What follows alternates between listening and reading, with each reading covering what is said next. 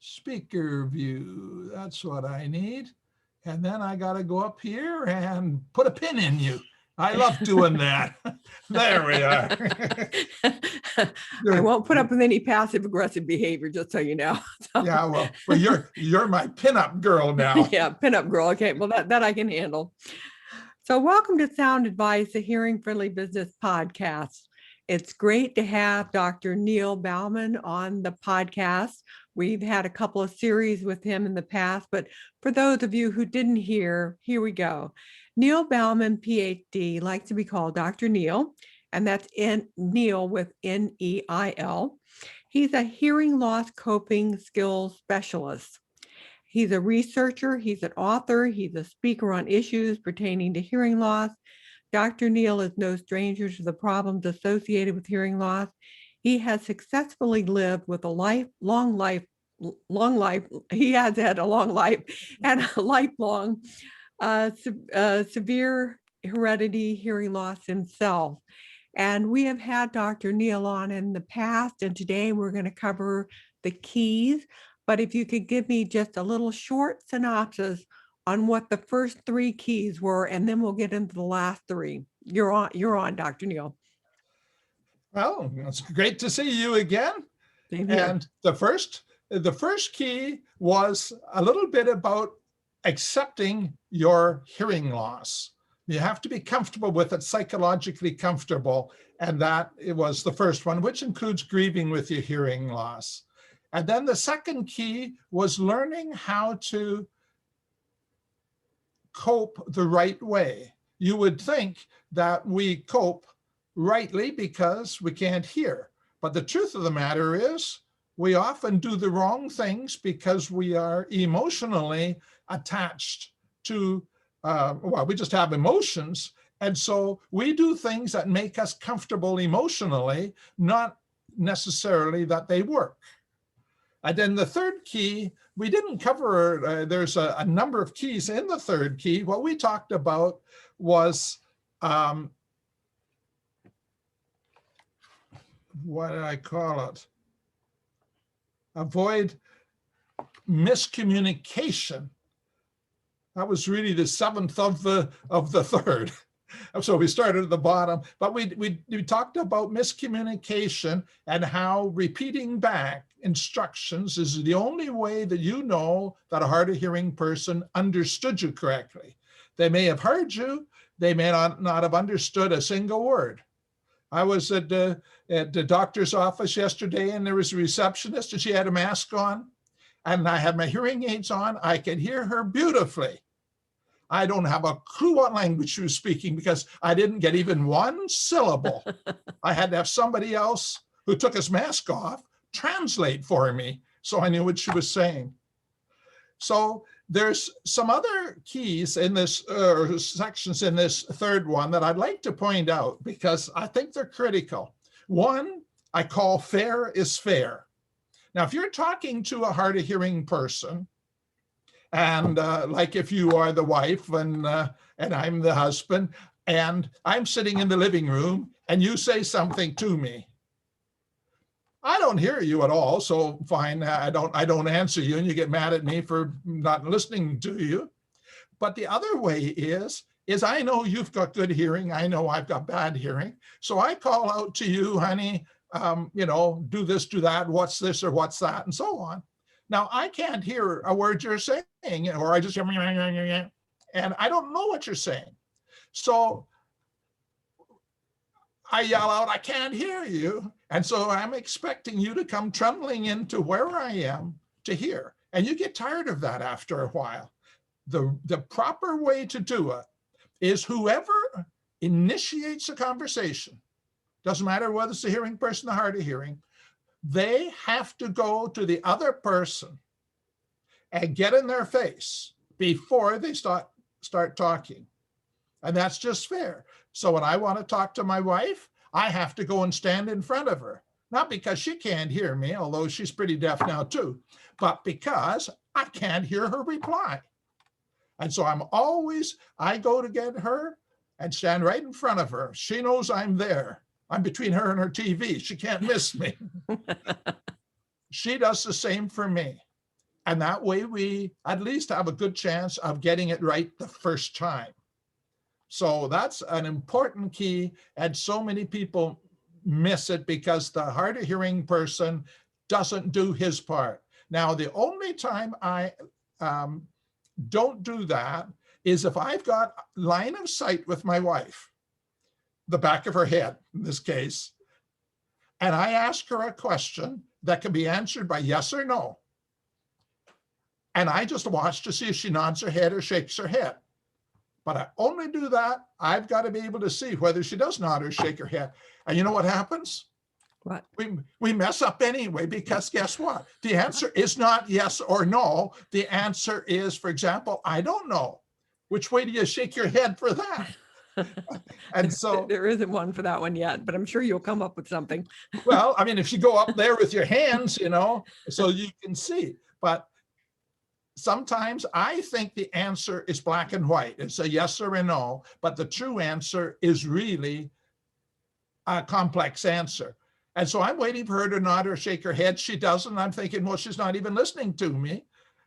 And maybe she didn't hear me because I'm supposed to be in front of her. So that's an important key. These keys are very simple and all free and easy to do. You want to get close to the person first. You want to get in front of them. You want to wait until their eyes are on you so that they can be lip reading you from the first syllable. You want the light on your face, not behind them, so they're not black in the face. That's basically what you want to do. So those are the number 3 key. So let's move on to number 4. Okay. Number 4 is, I call it, we hear with our eyes. And that is what I call the art and science of speech reading. Now, speech reading is the newer term for lip reading, which we used to call lip reading. And the reason we call speech reading is because we don't just look at a person's lips. We're looking at their tongue, their teeth, their cheeks, their eyes, their forehead, whether they're wrinkled or not. We're watching the whole body language. We're taking everything we know about English, if we're assuming we're speaking in English, the construction, the grammar. We're taking everything we know that's going on in the news and so on, and we put it all together to try and understand. Because if we just did straight speech reading or lip reading and we're just looking at a person's lips, we're going to miss all these other clues. And so when I'm speech reading a person, I'm watching their whole body language. So if I could see your whole body and I could see your feet tapping away impatiently under the table, I would notice that, because that's part of speech reading. It's just not part of lip reading. Now, one thing you want to know about speech reading is that it's only about 30% accurate. Now, there's some incredible speech readers, and I've known some of the most incredible speech readers, and I have watched them flub it so badly that they can't get anything. One time we were in a speech reading training class, and there's a lady named Hilda who was a wonderful, wonderful speech reader. She was totally deaf, and she was sitting there, and the instructor said to her, "Hilda, do something." Well, when she saw her name on the instructor's face, she lost it. She didn't have a clue. What am I supposed to do? And so even the best can mess up. And I've been a speech reader from the day I was born. I can remember some of my earliest memories are sitting on the floor playing with my toys and staring up at those giants that lived in my house. We call them parents, but to me, they were giants in those days.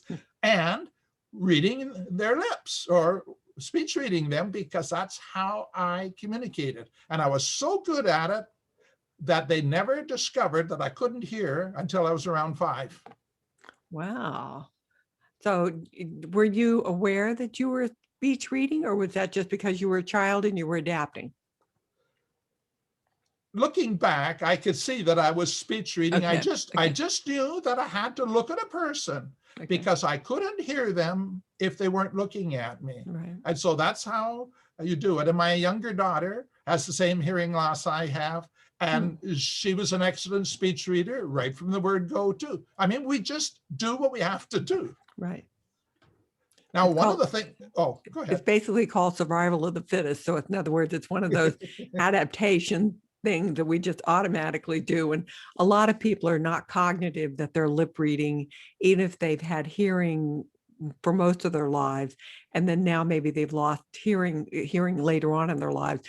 They automatically adapt to the lip reading and don't even have a clue that they're doing it. So, Right. There was a book with an interesting title. I don't remember anything else about it, but it said, you hear better with your glasses on. And that was to do with the people exactly like that. They're not aware they're lip reading, but they're picking it up. And some people pick up very well. Other people can't speech read one syllable. Think of trying to speech read the Muppets. There's one guy that used to be a sports announcer on TV, and I couldn't even get an M out of him. I could speech read the Muppets better because at least I knew the ma. So the other day you said something about wearing sunglasses. If you could clarify that, do you think that it's people can't hear when people have sunglasses on, or is it the reverse of that? It's what I was saying was people that are good speech readers and been speech reading for a long time, like you and I have, we get so much of the intelligence of a person is in their eyes. And so if we can't see their eyes, we don't know what's going on. Oh. And so like if I'm talking to you and I notice that your eyes are looking past my shoulder, I know something's caught your attention. There's probably a person right there. Or you're bored and you're looking out the window, or I can see instantly when a person quits listening to me because they're listening to somebody else, sort of like their ears are swiveled out there. And I just catch that because that's all part of the speech reading. So sometimes I stop right in the middle of a syllable, just quit talking because they're not there. Right. And you see that in their eyes. Okay. Well, I've been like you. I've been speech reading and lip reading since day one. So I was so glad when they came out with the book on body language and neurolinguistics and all that, simply so more people could be cognitively aware of the fact that a lot of us are doing this, even though we did it for a different reason. It also gives people a clue, because you know how you'll have maybe a public speaker, they'll be up there and they'll say they're angry about something, but then they're smiling. So it's a total different emotion that just messes up the brain. I mean, you look at the person and say, well, how can you be angry when you're smiling? Well, let me tell you a good one.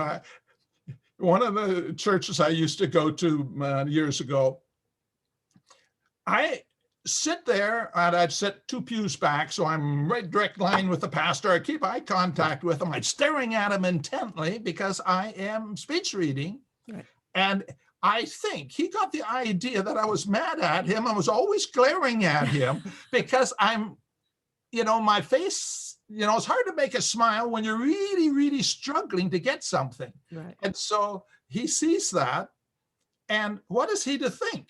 He doesn't realize it's taken so much energy. I can't just sit back and relax and understand them. It's work.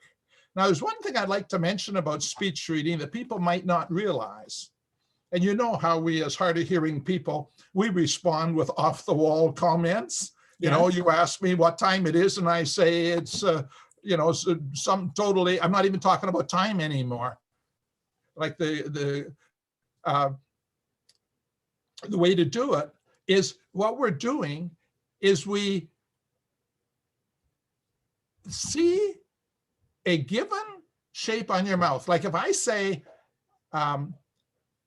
let's say pat, you see pat, but that's if you have one mindset. If you have a different mindset, you see bat. And if another mindset, you see mat. And those are called homophones, where you have the same mouth movement, but it's a different sound. And if you can't hear that sound, I don't know what you're saying. And that is why my wife, if she's using the M word, I see the P. And if she's saying a P word, I see an M. And so I don't know what the subject is.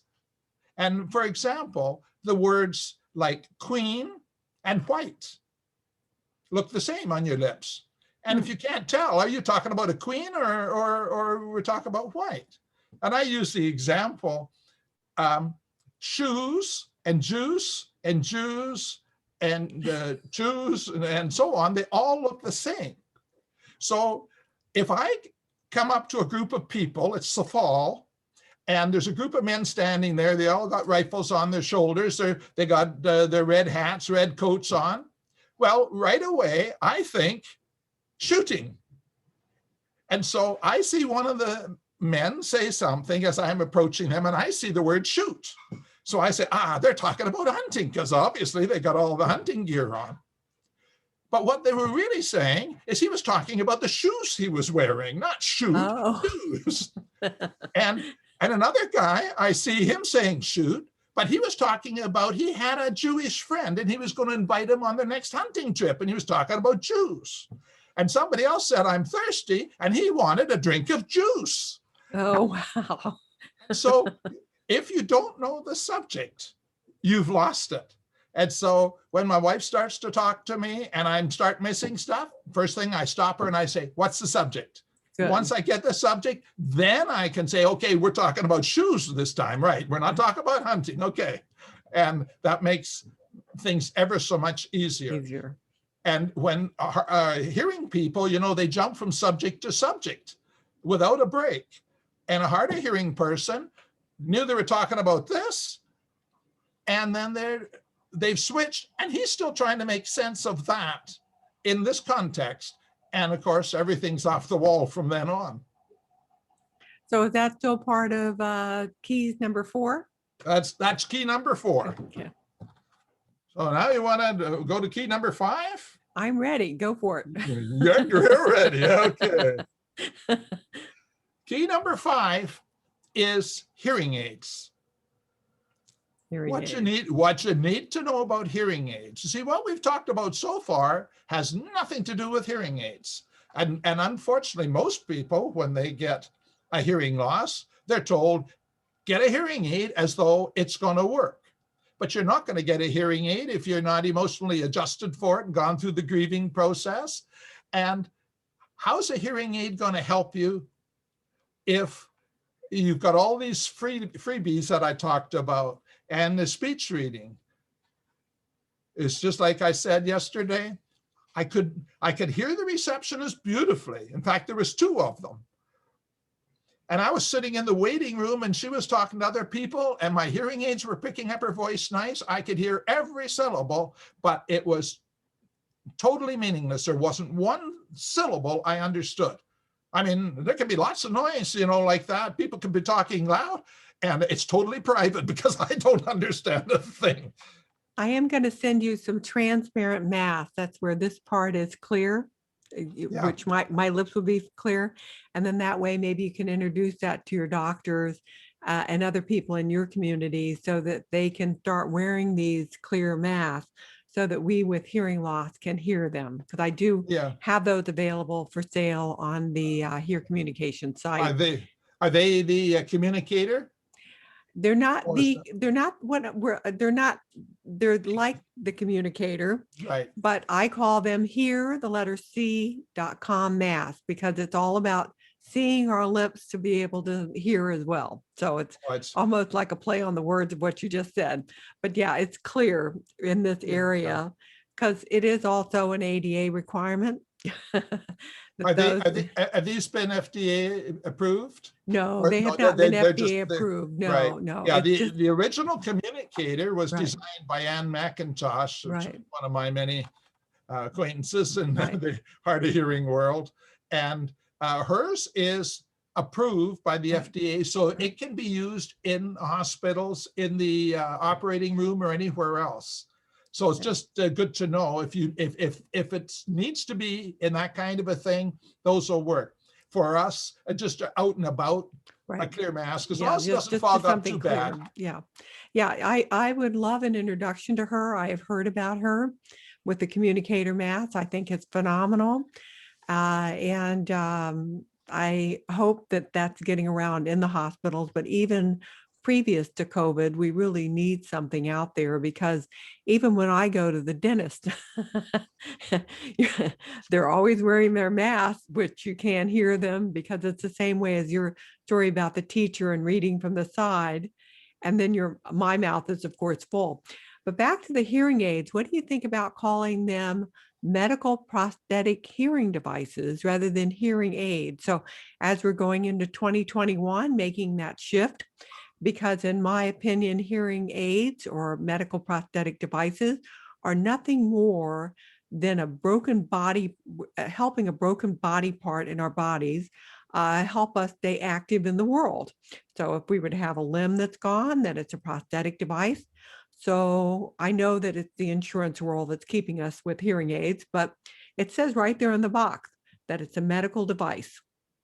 So I'd love to hear your input about people, what you think about that word, and more about what people can do when they're getting their hearing aids or medical prosthetic devices. Well, I'm of the school that says keep it simple, Okay. and I don't like, 3-syllable or 3 big words when hearing aids. People know what they are, but people have a wrong impression of hearing aids, and they think that hearing aids are cures for hearing. So somebody says to me, "Put your hearing aids on," or as I usually say, "Put your ears on," because so I put my hearing aids on. Now I hear them louder. Like yesterday, I still don't understand them. You see, they're aids to hearing, not cures for hearing loss. Right. And as one of my friends said, that when people ask him about his hearing aids, he says, "My hearing aids help me hear about as good as your grandmother's cane helps her run a marathon." And the worse you have a hearing loss, like severe, profound, the less well hearing aids work. Right. Now, I just came across something I was looking for years, and I lost it. I thought it was on my desk, and it's not there. I don't know where I saw it, but what it did, it was a table showing how much you hear if you lose hearing, like hearing's measured in decibels. And if you lost 50 decibels of hearing and you got a hearing aid, your hearing aid would bring you up to about half of that, to about 25 dB. And that's a good figure. So with my hearing down at least 80 dB down, I can get my hearing up to 40 dB. I cannot get it up to 0, which would be normal. Right. And so hearing aids help. And there's 2 major problems with hearing aids. Number one, they do not work well in noise, and they do not work well at a distance. And so if a lot of your communication is done in noise or at a distance, hearing aids are not the answer, or not the sole answer. And I'm just going to segue into the last one, because the last key is using assistive devices or assistive listening devices called ALDs. If you combine an ALD with hearing aids, that can make your hearing aids into awesome devices, because assistive devices work wonderfully well in the 2 situations we're talking about. Noise, because for noise, what I would do is I would use an FM system with a transmitter right at the person's lips or clipped onto their shirt collar or something. So the microphone is that close to their mouth and all the noise is in between them and me. And they could be 100 feet away if we were sitting in a big auditorium, for example.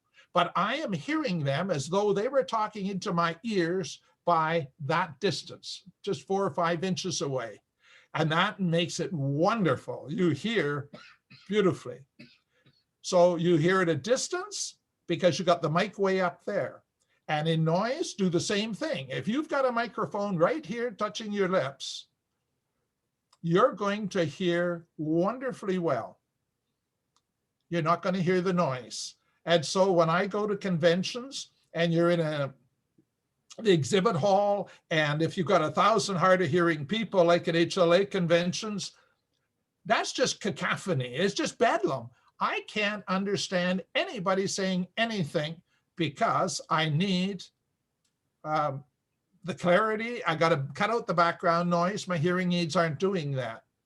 So what I do is I use one of my assistive devices, and I just hold a microphone. I got a shotgun microphone. It's very, very directional. I just hold it waist high and aim it at the person's face, and I hear them beautifully. And so sometimes I go to conventions. I've gone to some HLA conventions. I've never worn my hearing aids once. I just use assistive devices because they work for me. Right. So you use what works for you. And I know hearing aids are getting better and better, but they cut out, like if you get the ones with the artificial intelligence built into them, the trouble is they don't know what you're listening to. And so if it's a noisy place and they think you're listening to that person, they focus on them. And you're trying to listen to that person over there, and they don't know that.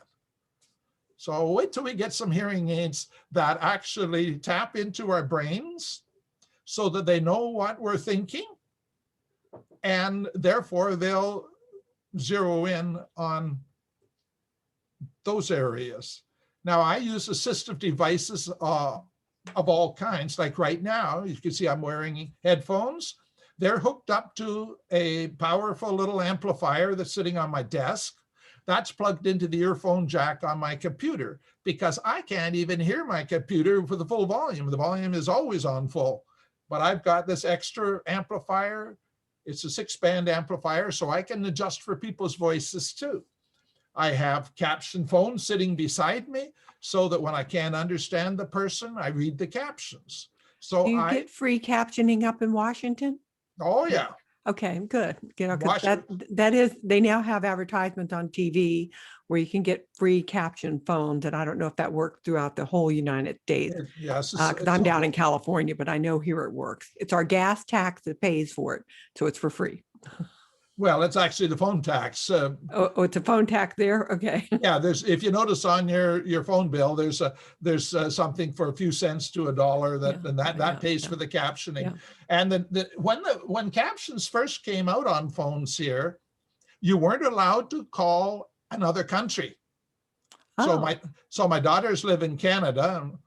In fact, they only live 8 miles away as a crow flies, but I couldn't use captioning with them and say it's a foreign country, and they just dumped it. But now in the last few years, I've noticed that it doesn't matter. Somebody phones me from Canada or Britain or wherever, and they're automatically captioned.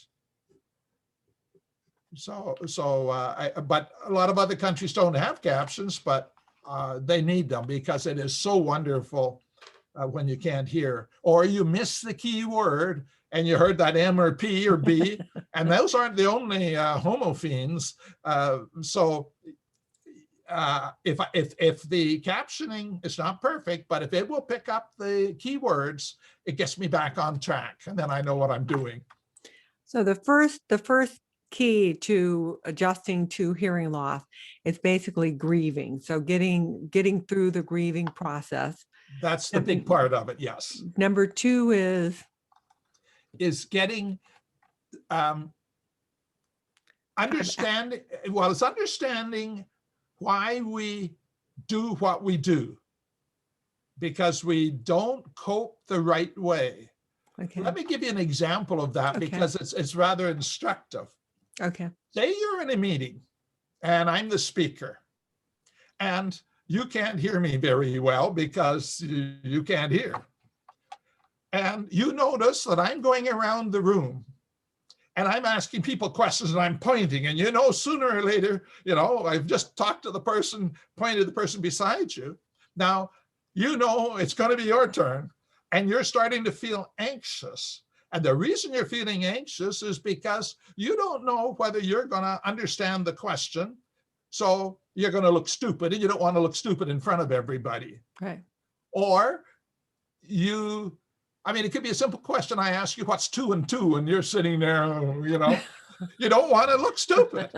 Or you think you hear the question, but you didn't understand it right. You missed something. And so you answer off the wall, And of course, everybody knows you're a ding-a-ling, Yeah. so you don't want that. So what's happening is your anxiety keeps rising and rising. And you don't want to look stupid. So just before he's going to ask you, or I'm going to ask you, you get up, you mutter something to the person beside you, I late for a meeting, you make any excuse, got to make a pit stop, whatever it is, and you get out of that room.